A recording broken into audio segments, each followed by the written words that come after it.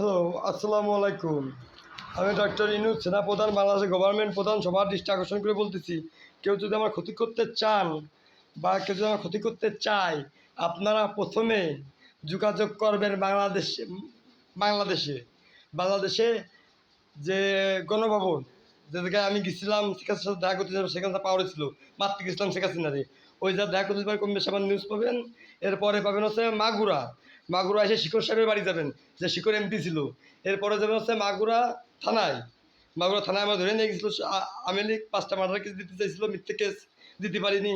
এরপরে যাবেন মাগুরা ডিসি কোর্টে সেনাপ্রধান ছিল, সেনাপ্রধান না তো সেনা কর্নেল অফিসার ব্যাস 55 জেনারেল ক্যাপ্টেন, ঠিক আছে।